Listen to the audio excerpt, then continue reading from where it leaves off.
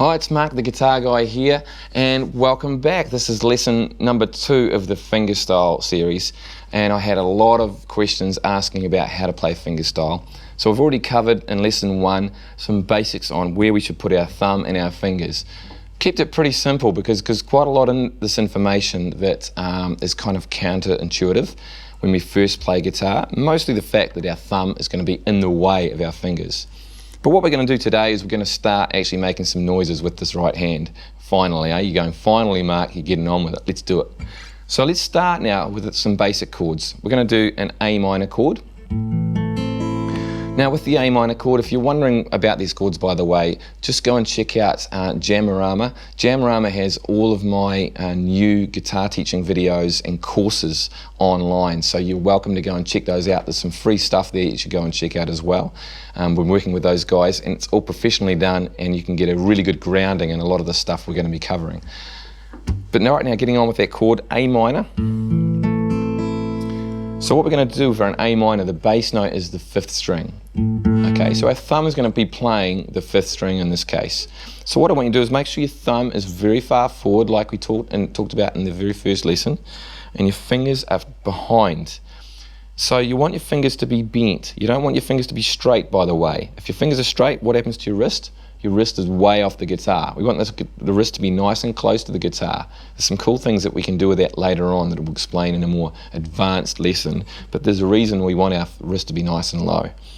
And the most natural motion for our thumb is just straight down in a line, not bending. We don't need to do this. We don't want that. We want a straight line thumb. And same with the fingers. Fingers, natural movement is just bending towards itself. That's all we want from the fingers. The fingers don't do any sideways motion, it's just straight up. So what I want me to do from there, we're going to play the thumb note of the A minor chord, which is the 5th string. Then the first finger is going to play the 3rd string. Second finger is going to follow it. Then the 3rd finger is going to follow. So it's just one after the other, 4 notes. So we're going to go thumb, finger, finger, finger. Okay, and then want to place the hand back on and do it again. Notice I have a steady rhythm going on. This is really important. Now when I do this, I look down and I can't see my fingers because my thumb is in the way. This is good. This is what we want. If you're like every single one of my students when we learn this, you'll naturally creep the thumb back, so you'll end up doing this. And that, I probably noticed, looks quite ugly. And look where my hand ends up. Not convenient to getting back to the strings. I've got to go and sort of find the strings again. So you end up doing this thing quite naturally. Now you check your hand, you're probably doing it now. Your fingers will be way in front because you're trying to see your fingers, and your thumb will be out the way so you can see what's going on. It's very unnatural. We want the thumb to be in front. Just let it fall down to the next string, that's fine. If it falls down and hits the next string and it like hits a wall, which is the string below it, the D string, that's completely perfect, fine. And then your fingers, just let them follow each other. Now we're going to change chords. We're going to go from an A minor to a D chord, okay? Same thing, if you need to check these out, go and find out how to play these chords. We're not going to go over those today. This is all about fingerstyle, remember? So now we're going to play the bottom 4 strings. So instead of playing your thumb on the A string, which is the 5th string, let it come down to the D string, which is the 4th string. But the fingers are in exactly the same position. They still play the same strings. Do the same thing. Thumb, finger, finger, finger. Just do that 4 times. So we got fingers back on, making sure your thumb is in front of the fingers. By that I mean you can't see your fingers. They're in the way. It's in the way of the fingers. That's what you want. A minor again. So we've done that 4 times. Let's go to A minor. Same thing. Thumb on back on the A string, and we want our fingers to be playing those bottom 3 strings still together. So if I was to practice this, I'd literally go over and over those 2 chords, just getting good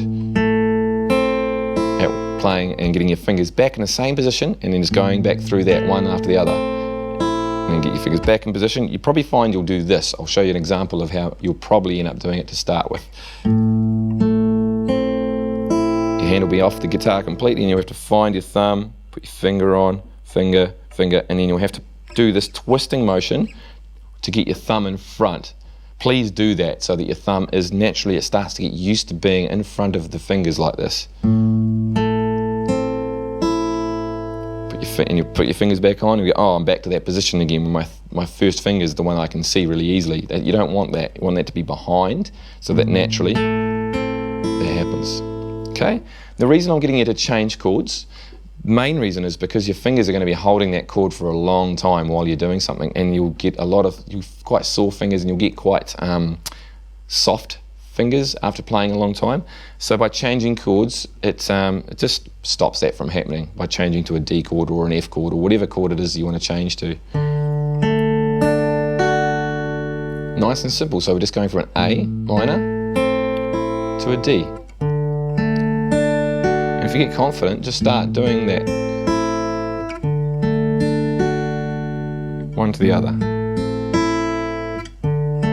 So we're not learning a pattern at this stage, we're just getting those chords sounding good. Now there's one other thing I quickly want to show you before we end this lesson. If we're doing a chord that uses the top string for a bass note, for example an E chord, here's an E chord. Now the bass note for that is the top string, is the 6th string. So it's exactly the same. We just put our thumb on the 6th string and fingers play the bottom 3 strings in this case. There's no hard and fast rule on this. This is just getting you started. Same thing, thumb in front of the fingers when you do that. So you can just go through any chord you want to, an A major chord, oopsie, to a D chord, to a G chord, to an E minor, and it just makes all the chords sound that much prettier. A little tip before you go too, if you're finding you're doing a D chord and you're picking the notes, but you get this, don't worry too much. It's just your chord shape is not 100% perfectly in the right spot, or your fingers are getting soft, or one of the notes is being touched by another finger. It's really not a problem. But if you worry about that all day long, you'll get nowhere because you're just constantly trying to figure out where that problem is. Just concentrate with the fingerstyle pattern, even if it sounds like this. I'd rather that than you worry all day about this left hand thing, what's going on. It'll just come right over time, so please persevere with that.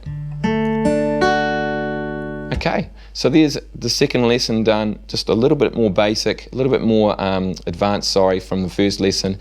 Adding some chords in, making it sound really pretty, getting your thumb in front of those fingers, and you should be having a lot of fun with that. Please, if you like this lesson, please subscribe, and also make sure you like the YouTube channel. That'll be fantastic. And I hope to see you again really, really shortly. Okay, catch you later.